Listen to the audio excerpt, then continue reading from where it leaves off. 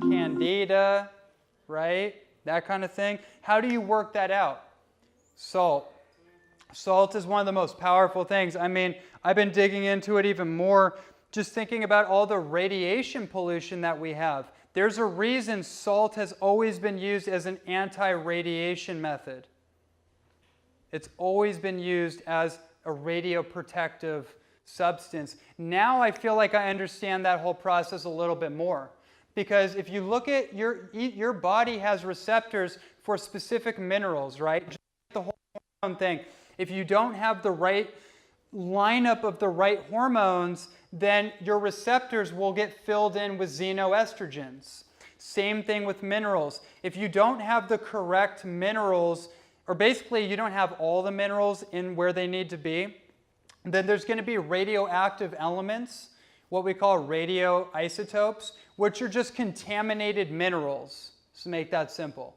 Radioactive contaminated minerals, right? So for example, cesium is probably the most influential, or the radio mineral, the radioisotope that we're most exposed to.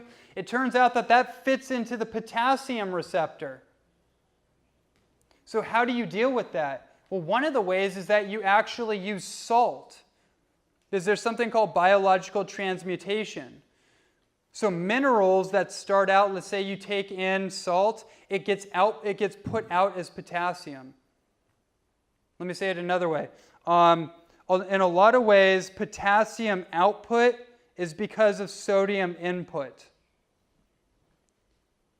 Does that make sense? It's a cooling agent.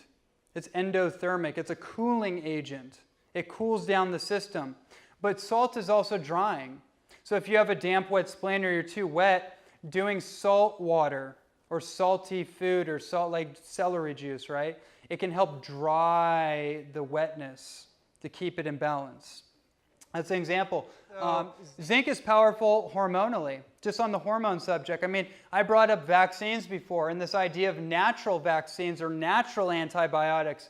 Zinc is powerful. It's a powerful antipathogen, anti-infection,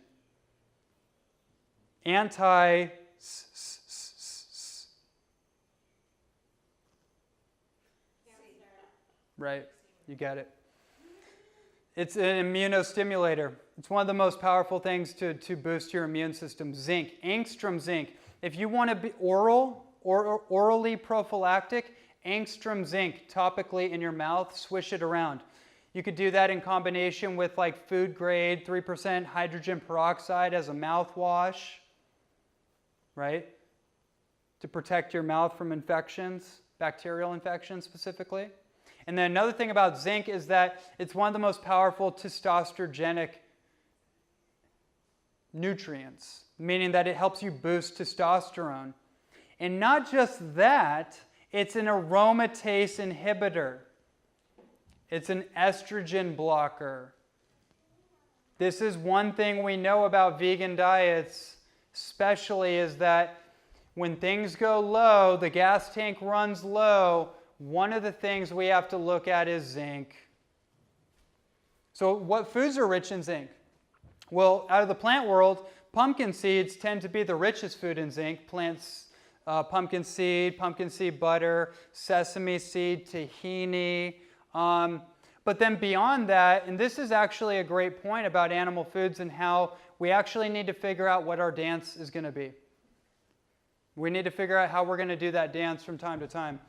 Because there are certain elements and certain nutrients that are more accessible from the plant world, and there's certain nutrients that are more accessible from the animal world, and there's a dance to be done. There's a dance to be done. I've come to that conclusion. Trust me, I fought that for a while.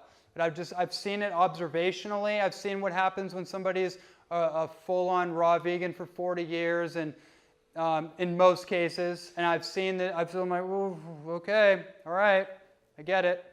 And I've seen what happens when somebody is on that, but they add in a few things. I've seen what happens when I do that. I'm like, oh, okay, I can be vegetarian and I can still, I don't have to put myself into deficit just because I have some kind of ethical belief or some kind of philosophical belief. I can actually be fully healthy and feel great about it, and be in complete alignment, which I think we all need to be in a place to find out what that middle point is, to find out what that dance is going to be for us at any given time. It fluctuates, it changes. One thing I know about nutrition is that nutrition changes. Your nutrition will change as you change. And if your nutrition strategy never changes, then chances are you're not changing. Just putting that out there. It's a fuel supply, right? It fuels your destiny. It fuels your mission. And you, first and foremost, have to be in robust health.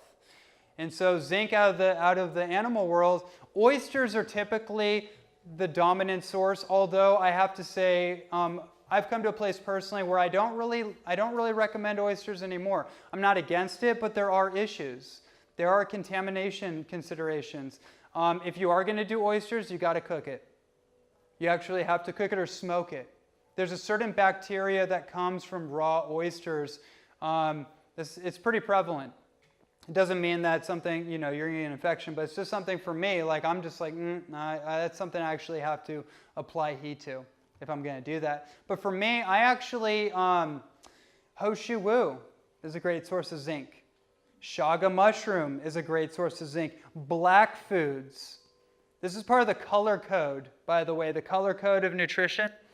Each color actually has a specific message, and it has specific minerals and specific nutrients that are specific to the color, that actually form the color. That's the trippy thing about it. Like green. Does anyone know what green is all about? Right. Does anyone know the antioxidants most associated with green food? Chlorophyll, right.